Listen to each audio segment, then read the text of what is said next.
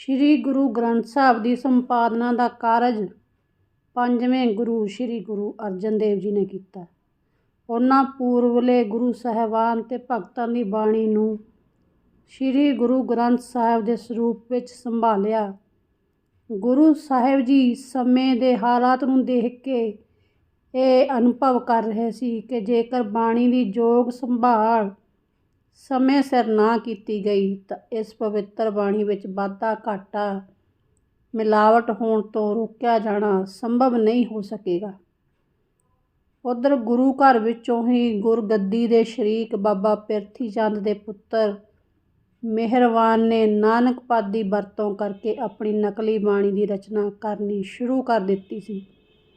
ਇਸ ਪ੍ਰਕਾਰ ਪਵਿੱਤਰ ਬਾਣੀ ਨੂੰ ਮਿਲਾਵਟ ਤੋਂ ਬਚਾਉਣ, ਸੱਚੀ ਤੇ ਸੁੱਚੀ ਰੱਖਣ ਲਈ ਇਹ ਮਹਾਨ ਸੰਪਾਦਨਾ ਦਾ ਕਾਰਜ ਆਰੰਭ ਕੀਤਾ ਗਿਆ।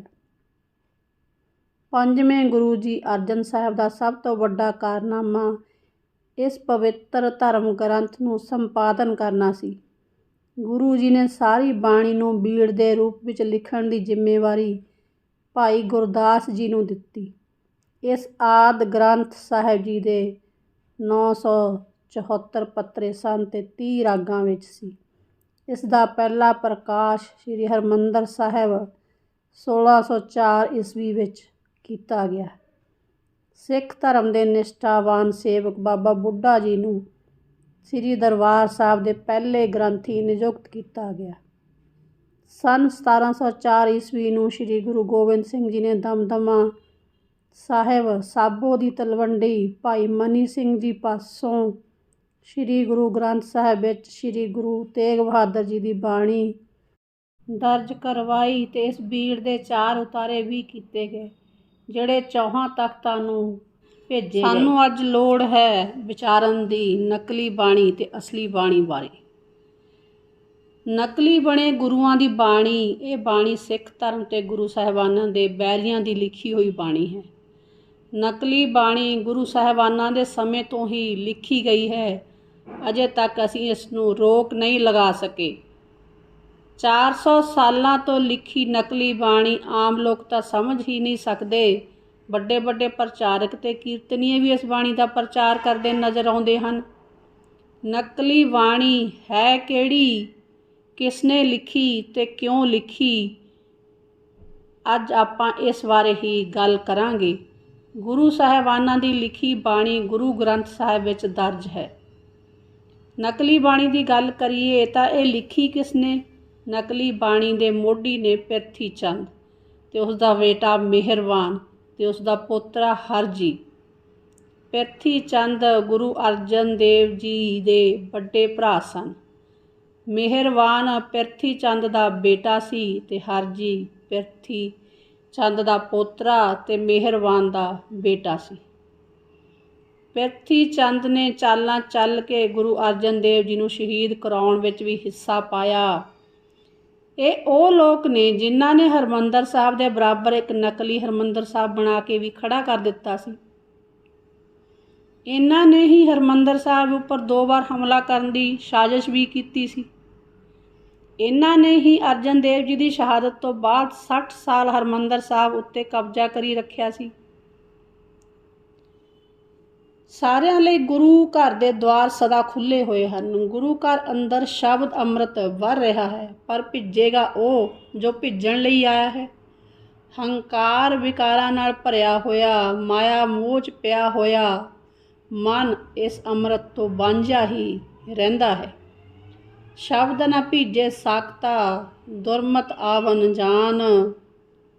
ਪਿਰਥੀ ਚੰਦ ਤੇ ਉਸ ਦਾ ਬੇਟਾ ਦਾ ਮਨ ਤਾਂ ਵਿਕਾਰਾਂ ਤੇ ਹੰਕਾਰਾਂ ਨਾਲ ਭਰਿਆ ਹੋਇਆ ਸੀ।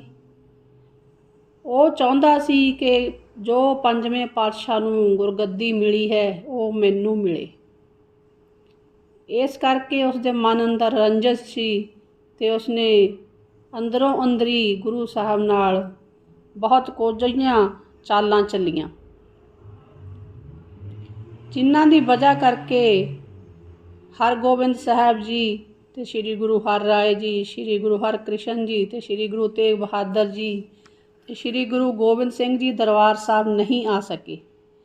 ਜਦੋਂ ਗੁਰੂ ਤੇਗ ਬਹਾਦਰ ਜੀ ਦਰਬਾਰ ਸਾਹਿਬ ਆਉਂਦੇ ਤਾਂ ਇਹਨਾਂ ਲੋਕਾਂ ਨੇ ਦਰਬਾਰ ਸਾਹਿਬ ਨੂੰ ਅੰਦਰੋਂ ਬੰਦ ਕਰ ਦੇਣਾ। ਦਰਬਾਰ ਸਾਹਿਬ ਨੂੰ ਅੰਦਰੋਂ ਬੰਦ ਕਰਕੇ ਜਿੰਦਰੇ ਲਗਾ ਦੇਣੇ। ਇਹਨਾਂ ਲੋਕਾਂ ਦੀ ਵਜ੍ਹਾ ਕਰਕੇ ਹੀ ਗੁਰੂ ਤੇਗ ਬਹਾਦਰ ਜੀ ਬਾਹਰ ਇੱਕ ਥੜੇ ਉੱਪਰ ਬੈਠ ਕੇ ਹੀ ਵਾਪਸ ਚਲੇ ਗਏ ਸੀ। ਇਹਨਾਂ ਬੇਈਮਾਨ ਲੋਕਾਂ ਨੇ ਚਾਲਾਂ ਚੱਲੀਆਂ ਤੇ ਗੁਰੂ ਗ੍ਰੰਥ ਸਾਹਿਬ ਜੀ ਦੇ ਬਰਾਬਰ ਆਪਣੀ ਬਾਣੀ ਰਚਣੀ ਸ਼ੁਰੂ ਕਰ ਦਿੱਤੀ ਸੀ। ਅੱਜ ਇਹਨਾਂ ਦੀਆਂ ਲਿਖੀਆਂ ਲਿਖਤਾਂ ਨੂੰ ਹੀ ਅਸੀਂ ਅਸਲੀ ਬਾਣੀ ਸਮਝ ਕੇ ਪੜ੍ਹਦੇ ਹਾਂ। ਗੁਰੂ ਸਾਹਿਬਾਨ ਦੀ ਬਾਣੀ ਜਿਹੜੀ ਕਿ ਗੁਰੂ ਗ੍ਰੰਥ ਸਾਹਿਬ ਵਿੱਚ ਦਰਜ ਹੈ, ਸਾਨੂੰ ਉਸ ਉੱਤੇ ਅਮਲ ਕਰਨਾ ਚਾਹੀਦਾ ਹੈ, ਸਾਨੂੰ ਉਸ ਨੂੰ ਪੜ੍ਹਨਾ ਚਾਹੀਦਾ ਹੈ। ਇਹਨਾਂ ਦੀ ਕਿਹੜੀ ਬਾਣੀ ਨੂੰ ਗ੍ਰੰਥ ਸਾਹਿਬ ਵਿੱਚ ਕੱਚੀ ਬਾਣੀ ਆਖ ਕੇ ਗੁਰੂ ਸਾਹਿਬਾਨ ਫਰਮਾਉਂਦੇ ਹਨ। ਗੁਰੂ ਸਾਹਿਬਾਨ ਦੇ ਹਿਰਦੇ ਇੰਨੇ ਕੋਮਲ ਸੀ ਕਿ ਇਹਨਾਂ ਦੀ ਫਰੇਬੀ ਬਾਣੀ ਨੂੰ ਵੀ ਕੱਚੀ ਬਾਣੀ ਆਖਦੇ ਸਨ। ਇਹਨਾਂ ਖਿਲਾਫ ਕੋਈ ਅਜਿਹਾ ਸ਼ਬਦ ਨਹੀਂ ਵਰਤਿਆ। ਨਾਮ ਖੁਮਾਰੀ ਨਾਨਕਾ ਚੜੀ ਰਹੇ ਦਿਨ ਰਾਤ, ਨਾਨਕ ਨੀਵਾਂ ਜੋ ਚੱਲੇ ਲੱਗੇ ਨਾ ਤਾਤੀ ਬਾਓ। ਇਹ ਤੁਕਾਂ ਅਸੀਂ ਅਕਸਰ ਸਕੂਲਾਂ ਕਾਲਜਾਂ ਵਿੱਚ ਲਿਖੀਆਂ ਹੋਈਆਂ ਦੇਖਦੇ ਹਾਂ। ਇਹ ਬਾਣੀ ਗੁਰੂ ਸਾਹਿਬਾਨ ਦੀ ਨਹੀਂ ਲਿਖੀ ਹੋਈ, ਇਹ ਬਾਣੀ ਮਿਹਰਵਾਨ ਦੀ ਲਿਖੀ ਹੋਈ ਹੈ। ਪ੍ਰਿਥੀ ਚੰਦ ਦੇ ਪੁੱਤਰ ਮਿਹਰਵਾਨ ਦੀਆਂ ਲਿਖੀਆਂ ਹੋਈਆਂ ਲਿਖਤਾਂ ਹਨ ਜੋ ਅੱਜ ਵੀ ਅਸੀਂ ਪੰਜਾਬ ਵਿੱਚ ਵਿਆਹ ਦੇ ਕਾਰਡਾਂ ਉੱਤੇ ਛਪਵਾਉਂਦੇ ਹਾਂ। ਸਤਿਗੁਰ ਦਾਤੇ ਕਾਰਜ ਰਚਾਇਆ ਆਪਣੀ ਮਿਹਰ ਕਰਾਈ, ਦਾਸਾਂ ਕਾਰਜ ਆਪ ਸਵਾਰੇ ਇਹ ਉਸ ਦੀ ਵਡਿਆਈ। ਅਸੀਂ ਤਾਂ ਇਹ ਸਾਰਾ ਕੁਝ ਸੋਚ ਕੇ ਲਿਖਵਾਉਂਦੇ ਹਾਂ ਕਿ ਗੁਰੂ ਸਾਹਿਬਾਨ ਤੋਂ ਅਸੀਂ ਆਸ਼ੀਰਵਾਦ ਲੈਣਾ ਹੈ, ਕਿਉਂਕਿ ਅਸੀਂ ਬੱਚਿਆਂ ਦੇ ਸ਼ੁਭ ਜ਼ਿੰਦਗੀ ਦੀ ਸ਼ੁਰੂਆਤ ਕਰਨ ਜਾ ਰਹੇ ਹਾਂ। ਪਰ ਇਹ ਬਾਣੀ ਤਾਂ ਗੁਰੂ ਸਾਹਿਬ ਦੀ ਹੈ ਹੀ ਨਹੀਂ। ਕਿਤੇ ਅਸੀਂ ਇਹ ਗਲਤ ਰਚਨਾ ਨੂੰ ਖੁਦ ਹੀ ਲਿਖਵਾ ਕੇ ਕੱਚੀ ਬਾਣੀ ਨੂੰ ਤਾਂ ਨਹੀਂ ਦਰਜਾ ਦੇ ਰਹੇ। ਕਿਤੇ ਅਸੀਂ ਕੋਈ ਗੁਨਾਹ ਤਾਂ ਨਹੀਂ ਕਰ ਰਹੇ। ਅਸੀਂ ਉਹਨਾਂ ਲੋਕਾਂ ਦੀਆਂ ਲਿਖਤਾਂ ਲਿਖਵਾ ਕੇ ਕੱਚੀ ਬਾਣੀ ਨੂੰ ਗੁਰੂ ਸਾਹਿਬ ਦੀ ਬਾਣੀ ਦੇ ਬਰਾਬਰ ਦਰਜਾ ਦੇ ਰਹੇ ਹਾਂ, ਜਿਨ੍ਹਾਂ ਲੋਕਾਂ ਨੇ ਗੁਰੂ ਸਾਹਿਬਾਨਾਂ ਦੇ ਖਿਲਾਫ ਕੋਝੀਆਂ ਚਾਲਾਂ ਚੱਲਣ ਵਿੱਚ ਕੋਈ ਕਸਰ ਨਹੀਂ ਛੱਡੀ, ਜਿਨ੍ਹਾਂ ਕਰਕੇ 6ਵੇਂ ਗੁਰੂ 7ਵੇਂ ਗੁਰੂ ਅਤੇ 8ਵੇਂ ਗੁਰੂ ਸਾਹਿਬਾਨਾਂ ਨੇ ਬਾਣੀ ਦੀ ਰਚਨਾ ਨਹੀਂ ਕੀਤੀ। ਗੁਰੂ ਸਾਹਿਬਾਨਾਂ ਨੇ ਕੱਚੀ ਬਾਣੀ ਨੂੰ ਰੋਕਣ ਲਈ ਵੱਡੇ ਵੱਡੇ ਕਦਮ ਪੁੱਟੇ ਸੀ, ਪਰ 400 ਸਾਲਾਂ ਤੋਂ ਬਾਅਦ ਵੀ ਅਸੀਂ ਇਹ ਬਾਣੀ 'ਤੇ ਰੋਕ ਨਹੀਂ ਲਗਾ ਸਕੇ। ਪ੍ਰਿਥੀ ਚੰਦ ਗੁਰੂ ਅਰਜਨ ਦੇਵ ਜੀ ਦੇ ਵੱਡੇ ਭਰਾ ਹੋਣ ਦੇ ਨਾਤੇ ਇਹ ਚਾਹੁੰਦਾ ਸੀ ਕਿ ਗੁਰਗੱਦੀ ਮੈਨੂੰ ਮਿਲਣੀ ਚਾਹੀਦੀ ਹੈ। ਜਦੋਂ ਉਸ ਨੂੰ ਗੁਰਗੱਦੀ ਨਹੀਂ ਮਿਲੀ ਤਾਂ ਹਰਿਮੰਦਰ ਸਾਹਿਬ ਦੇ ਬਰਾਬਰ ਇੱਕ ਨਕਲੀ ਦਰਬਾਰ ਸਾਹਿਬ ਬਣਵਾਇਆ ਅਤੇ ਹਮਲਾ ਕਰਨ ਦੀਆਂ 2 ਵਾਰ ਸਾਜ਼ਿਸ਼ਾਂ ਵੀ ਰਚੀਆਂ। ਗੁਰੂ ਹਰਗੋਬਿੰਦ ਸਾਹਿਬ ਜਦੋਂ ਬਾਲਕ ਸੀ ਤਾਂ ਉਹਨਾਂ 'ਤੇ ਵੀ ਹਮਲੇ ਕਰਵਾਏ ਗਏ। ਗੁਰੂ ਅਰਜਨ ਸਾਹਿਬ ਨੂੰ ਨੀਵਾਂ ਦਿਖਾਉਣ ਦੀ ਬਹੁਤ ਕੋਸ਼ਿਸ਼ ਕੀਤੀ ਗਈ। ਪ੍ਰਿਥੀ ਚੰਦ ਦਾ ਪੁੱਤਰ ਵੀ ਆਪਣੇ ਪਿਤਾ ਵਾਲੀ ਰਾਹ 'ਤੇ ਹੀ ਚੱਲਦਾ ਰਿਹਾ। ਪ੍ਰਿਥੀ ਚੰਦ ਖੁਦ ਗੁਰੂ ਅਰਜਨ ਦੇਵ ਜੀ ਦੇ ਬਰਾਬਰ ਗੱਦੀ ਲਾਉਂਦਾ ਹੁੰਦਾ ਸੀ। ਪ੍ਰਿਥੀ ਚੰਦ ਦੇ ਕਹਿਣ 'ਤੇ ਹੀ ਦਰਬਾਰ ਸਾਹਿਬ ਅੰਦਰ ਗੁਰੂ ਤੇਗ ਬਹਾਦਰ ਜੀ ਨੂੰ ਜਾਣ ਨਹੀਂ ਸੀ ਦਿੱਤਾ ਗਿਆ। ਉਦੋਂ ਦਰਬਾਰ ਸਾਹਿਬ ਅੰਦਰ ਹਰਜੀ ਦਾ ਕਬਜ਼ਾ ਸੀ। ਪ੍ਰਿਥੀ ਚੰਦ ਖੁਦ ਕਹਿੰਦਾ ਸੀ ਕਿ ਮੈਂ ਸਿੱਖਾਂ ਦਾ ਅਸਲੀ ਗੁਰੂ ਹਾਂ ਅਤੇ ਗੁਰੂ ਅਰਜਨ ਦੇਵ ਜੀ ਨਕਲੀ ਗੁਰੂ ਹਨ। ਮਿਹਰਵਾਨ 7ਵਾਂ ਗੁਰੂ ਅਖਵਾਉਂਦਾ ਸੀ ਅਤੇ ਮਿਹਰਵਾਨ ਦਾ ਪੁੱਤਰ ਹਰਜੀ 8ਵਾਂ ਗੁਰੂ ਅਖਵਾਉਂਦਾ ਰਿਹਾ। ਇਹਨਾਂ ਨੇ ਆਪਣੀ ਬਾਣੀ ਅਤੇ ਗ੍ਰੰਥ ਸਾਹਿਬ ਵੀ ਰਚੇ ਨੇ। ਮਹੱਲਾ 6ਵਾਂ, ਮਹੱਲਾ 7ਵਾਂ ਅਤੇ ਮਹੱਲਾ 8ਵਾਂ ਬੋਲ ਕੇ ਜੋ ਬਾਣੀ ਇਹਨਾਂ ਨੇ ਖੁਦ ਰਚੀ ਹੈ, ਇਹ ਸਾਰੀ ਕੱਚੀ ਬਾਣੀ ਹੈ। ਇਹਨਾਂ ਗੁਰੂ ਸਾਹਿਬਾਨਾਂ ਨੇ ਇਹਨਾਂ ਦੀ ਕੱਚੀ ਬਾਣੀ ਨੂੰ ਰੋਕਣ ਲਈ ਖੁਦ ਬਾਣੀ ਦੀ ਰਚਨਾ ਨਹੀਂ ਕੀਤੀ। ਅਸੀਂ ਇਹਨਾਂ ਦੀ ਲਿਖੀ ਹੋਈ ਰਚਨਾ ਨੂੰ ਗੁਰਬਾਣੀ ਕਹਿ ਕੇ ਬੋਲ ਰਹੇ ਹਾਂ। ਇਹਨਾਂ ਦੀਆਂ ਤੁਕਾਂ ਸਕੂਲਾਂ ਵਿੱਚ ਲਿਖਵਾ ਰਹੇ ਹਾਂ, ਜੋ ਕਿ ਸਾਨੂੰ ਅੱਜ ਤੱਕ ਕਿਸੇ ਨੇ ਨਹੀਂ ਦੱਸਿਆ। ਸਾਡੇ ਪ੍ਰਚਾਰਕਾਂ ਨੇ ਵੀ ਇਸ ਬਾਰੇ ਨਹੀਂ ਦੱਸਿਆ। ਪ੍ਰਚਾਰਕਾਂ ਦੇ ਵਿੱਚ ਵੀ ਬਹੁਤ ਵੱਡੀ ਘਾਟ ਰਹੀ ਹੈ। ਇਹ ਆਮ ਲੋਕਾਂ ਦਾ ਕਸੂਰ ਨਹੀਂ ਹੈ। ਸਾਡੀ ਸਿਰਮੌਰ ਸ਼੍ਰੋਮਣੀ ਕਮੇਟੀ ਵੀ ਇਸ ਵਿੱਚ ਨਾਕਾਮਯਾਬ ਰਹੀ। ਉਹ ਪ੍ਰਚਾਰ ਹੀ ਨਹੀਂ ਕਰ ਸਕੀ ਕਿ ਕੱਚੀ ਬਾਣੀ ਲਿਖਣ ਦਾ ਸਿਲਸਿਲਾ ਤਾਂ ਗੁਰੂ ਨਾਨਕ ਸਾਹਿਬ ਤੋਂ ਹੀ ਸ਼ੁਰੂ ਹੋ ਗਿਆ ਸੀ। ਜਿਵੇਂ ਹੰਦਾਲੀਏ, ਰਾਮ ਰਾਜੇ, ਧੀਰ ਮੱਲੀਏ ਅਤੇ ਹੋਰ ਬਹੁਤ ਅਖੌਤੀ ਕਵੀ ਜਿਨ੍ਹਾਂ ਦੀ ਬਾਣੀ ਗੁਰੂ ਗ੍ਰੰਥ ਸਾਹਿਬ ਵਿੱਚ ਦਰਜ ਨਹੀਂ ਕੀਤੀ ਗਈ। ਬਹੁਤ ਸਾਰੇ ਅਜਿਹੇ ਲੋਕ ਸਨ ਜਿਨ੍ਹਾਂ ਨੇ ਗੁਰੂ ਨਾਨਕ ਦੇਵ ਜੀ ਦਾ ਨਾਮ ਆਪਣੀ ਰਚਨਾ ਵਿੱਚ ਲਿਖ ਕੇ ਲੋਕਾਂ ਨੂੰ ਭਰਮਾਉਣ ਦੀ ਬਹੁਤ ਕੋਸ਼ਿਸ਼ ਕੀਤੀ ਗਈ। ਕੱਚੀ ਬਾਣੀ ਰਚੀ ਕਿਉਂ ਗਈ, ਇਸ ਨੂੰ ਸਮਝਣਾ ਬਹੁਤ ਜ਼ਰੂਰੀ ਹੈ। ਗੁਰੂ ਨਾਨਕ ਸਾਹਿਬ ਜੀ ਨੇ ਜਦੋਂ ਉਦਾਸੀਆਂ ਕੀਤੀਆਂ ਦਾ ਸਭ ਨੂੰ ਅਜਿਹਾ ਸੰਦੇਸ਼ ਦਿੱਤਾ ਸੀ, ਉਹ ਇੱਕ ਅਜਿਹਾ ਕ੍ਰਾਂਤੀਕਾਰੀ ਸੋਚ ਸੀ ਜਿਸ ਨੂੰ ਸਭ ਨੇ ਹਿਲਾ ਕੇ ਰੱਖ ਦਿੱਤਾ ਸੀ। ਗੁਰੂ ਨਾਨਕ ਸਾਹਿਬ ਜੀ ਦੀ ਬਾਣੀ ਉਹਨਾਂ ਦੀ ਤਾਕਤ ਸੀ। ਗੁਰੂ ਨਾਨਕ ਸਾਹਿਬ ਜੀ ਦਾ ਨਾਮ ਲਿਖ ਕੇ ਬਾਣੀ ਦੀ ਰਚਨਾ ਕਰਨਾ, ਕਈ ਜਗ੍ਹਾ ਗੁਰੂ ਨਾਨਕ ਦਾਸ ਵੀ ਲਿਖਿਆ ਮਿਲਦਾ ਹੈ। ਗੁਰੂ ਸਾਹਿਬ ਦੀ ਕ੍ਰਾਂਤੀਕਾਰੀ ਸੋਚ ਨੇ ਲੋਕਾਂ ਨੂੰ ਬਹੁਤ ਪ੍ਰਭਾਵਿਤ ਕੀਤਾ ਸੀ। ਗੁਰੂ ਗ੍ਰੰਥ ਸਾਹਿਬ ਵਿੱਚ ਗੁਰੂ ਅਮਰਦਾਸ ਜੀ ਨੇ ਲਿਖਿਆ ਹੈ ਕਿ ਆਵੋ ਸਿੱਖ ਸਤਿਗੁਰ ਕੇ ਪਿਆਰਿਓ, ਗਾਵੋ ਸੱਚੀ ਬਾਣੀ। ਗੁਰੂ ਸਾਹਿਬ ਨੇ ਸੱਚੀ ਬਾਣੀ ਆਖਿਆ ਹੈ। ਸਤਿਗੁਰ ਬਿਨਾ ਹੋਰ ਹੈ ਕੱਚੀ ਬਾਣੀ, ਸਤਿਗੁਰ ਬਿਨਾ ਹੋਰ ਕੱਚੀ ਹੈ ਬਾਣੀ। ਕੱਚੇ ਸੁਣਦੇ ਕੱਚੀ ਆਖ ਬਖਾਣੀ। ਕੱਚੇ ਲੋਕ ਹੀ ਕੱਚੀ ਬਾਣੀ ਰਚਦੇ ਹਨ ਅਤੇ ਕੱਚੇ ਲੋਕ ਹੀ ਕੱਚੀ ਬਾਣੀ ਸੁਣਦੇ ਹਨ। ਕੱਚੀ ਬਾਣੀ ਕਹਿਣ ਵਾਲੇ ਵੀ ਕੱਚੇ ਨੇ ਅਤੇ ਪੜ੍ਹਨ ਵਾਲੇ ਵੀ ਕੱਚੇ ਨੇ ਅਤੇ ਸੁਣਨ ਵਾਲੇ ਵੀ ਕੱਚੇ ਨੇ। ਇਸ ਗੱਲ 'ਤੇ ਸੋਚ ਕੇ ਵੇਖਿਓ ਕਿ ਜੇ ਅਸੀਂ ਕੱਚੀ ਬਾਣੀ ਪੜ੍ਹਦੇ ਜਾਂ ਸੁਣਦੇ ਹਾਂ, ਕਿਤੇ ਅਸੀਂ ਵੀ ਕੱਚੇ ਤਾਂ ਨਹੀਂ। ਹਰ ਇੱਕ ਸਿੱਖ ਆਪਣੇ ਆਪ ਨੂੰ ਪੱਕਾ ਸਿੱਖ ਸਮਝਦਾ ਹੈ। ਸਿੱਖ ਕੱਚਾ ਕਦੇ ਵੀ ਬਣਨ ਦੀ ਕੋਸ਼ਿਸ਼ ਨਹੀਂ ਕਰੇਗਾ। ਚੌਥੇ ਗੁਰੂ ਰਾਮਦਾਸ ਜੀ ਦੀ ਵੀ ਕੱਚੀ ਬਾਣੀ ਲਈ ਸਖਤ ਸ਼ਬਦਾਂ 'ਚ ਫਰਮਾਉਂਦੇ ਹਨ, ਸਤਿਗੁਰ ਕੀ ਰੀਸੇ ਹੋਰ ਕੱਚ ਵਿੱਚ ਬੋਲਦੇ, ਸੇ ਕੂੜਿਆਰ ਕੂੜੇ ਝੜ ਪੜੀਏ। ਸਤਿਗੁਰ ਦੀ ਬਾਣੀ ਕੁਝ ਕੱਚੇ ਪਿੱਲੇ ਵਪਾਰੀ ਲਿਖ ਕੇ ਆਪਣਾ ਨਾਂ ਚਮਕਾਉਣਾ ਚਾਹੁੰਦੇ ਹਨ। ਗੁਰੂ ਰਾਮਦਾਸ ਜੀ ਨੇ ਇਹਨਾਂ ਨੂੰ ਕੂੜੇ ਦੇ ਵਪਾਰੀ ਦੱਸਿਆ ਹੈ।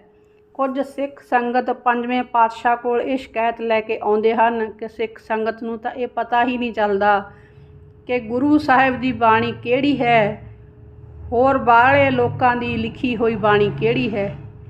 ਗੁਰੂ ਨਾਨਕ ਸਾਹਿਬ ਜੀ ਦੇ ਸਮੇਂ ਵਿੱਚ ਹੀ ਗੁਰੂ ਨਾਨਕ ਦੇ ਨਾਂ ਹੇਠ ਇਹ ਕੱਚੀ ਬਾਣੀ ਲਿਖਣੀ ਸ਼ੁਰੂ ਹੋ ਗਈ ਸੀ। ਸ਼੍ਰੀ ਗੁਰੂ ਅਰਜਨ ਦੇਵ ਜੀ ਨੇ ਫੈਸਲਾ ਕੀਤਾ ਸੀ ਕਿ ਅਸੀਂ ਸਿੱਖ ਸੰਗਤਾਂ ਨੂੰ ਅਜਿਹਾ ਗ੍ਰੰਥ ਦੇਵਾਂਗੇ ਜਿਸ ਤੋਂ ਪਤਾ ਲੱਗੇਗਾ ਕਿ ਗੁਰੂ ਸਾਹਿਬਾਨਾਂ ਦੀ ਅਸਲੀ ਬਾਣੀ ਕਿਹੜੀ ਹੈ। ਉਸ ਵਿੱਚ ਕੋਈ ਵੀ ਮਿਲਾਵਟ ਨਹੀਂ ਕਰ ਸਕੇਗਾ। ਸਿੱਖ ਦੇ ਗੁਰਦੁਆਰਾ ਸਾਹਿਬ ਜਾਣ ਦਾ ਮਨੋਰਥ ਗੁਰਬਾਣੀ ਨਾਲ ਜੁੜਨਾ ਅਤੇ ਗੁਰ ਸ਼ਬਦ ਤੋਂ ਗੁਣਾਂ ਦੀ ਪ੍ਰਾਪਤੀ ਕਰਨਾ ਹੈ। ਮਨ ਮੌਜੂਦ ਨਹੀਂ ਰਹੇਗਾ ਅਤੇ ਮਨੋਰਥ ਵੀ ਪੂਰਾ ਨਹੀਂ ਹੋ ਸਕੇਗਾ। ਸਾਰੀਆਂ ਦਾਤਾਂ ਉਸ ਗੁਰੂ ਘਰ ਤੋਂ ਹੀ ਮਿਲਣੀਆਂ ਹਨ। ਗੁਰੂ ਘਰ ਜਾਣ ਲੱਗਿਆਂ ਮਨ ਅੰਦਰ ਕੋਈ ਸ਼ੰਕਾ ਨਹੀਂ ਰਹਿਣੀ ਚਾਹੀਦੀ। ਅੰਤਰ ਕੀ ਗਤ ਜਾਣੀ ਹੈ, ਗੁਰ ਮਿਲੀਏ ਸੰਕ ਉਤਾਰ। ਸਾਰਿਆਂ ਲਈ ਗੁਰੂ ਘਰ ਦੇ ਦੁਆਰ ਸਦਾ ਖੁੱਲ੍ਹੇ ਹੋਏ ਹਨ। ਗੁਰੂ ਘਰ ਅੰਦਰ ਸ਼ਬਦ ਅੰਮ੍ਰਿਤ ਵਰ ਰਿਹਾ ਹੈ। ਗੁਰੂ ਅਰਜਨ ਦੇਵ ਜੀ ਨੇ ਫਿਰ ਇੱਕ ਫੈਸਲਾ ਕੀਤਾ। ਉਹਨਾਂ ਨੇ ਪਹਿਲੇ ਗੁਰੂ ਸਾਹਿਬਾਨ ਦੀ ਬਾਣੀ ਇਕੱਤਰ ਕੀਤੀ ਅਤੇ ਗੁਰੂ ਸਾਹਿਬਾਨਾਂ ਨੇ ਫੈਸਲਾ ਕੀਤਾ ਕਿ 4 ਗੁਰੂ ਸਾਹਿਬਾਨਾਂ ਤੋਂ ਇਲਾਵਾ ਹੋਰ ਬਾਣੀ ਵੀ ਦਰਜ ਕੀਤੀ ਜਾਵੇਗੀ। ਜਿਵੇਂ ਭੱਟਾਂ ਅਤੇ ਭਗਤਾਂ ਦੀ ਬਾਣੀ ਵੀ ਗੁਰੂ ਗ੍ਰੰਥ ਸਾਹਿਬ ਵਿੱਚ ਦਰਜ ਹੈ। ਜਿਨ੍ਹਾਂ ਭਗਤਾਂ ਦੇ ਭੱਟਾਂ ਦੀ ਬਾਣੀ ਕਸਵੱਟੀ 'ਤੇ ਖਰੀ ਉਤਰੇਗੀ, ਉਹਨਾਂ ਨੇ ਇਹ ਗੱਲ ਆਖੀ।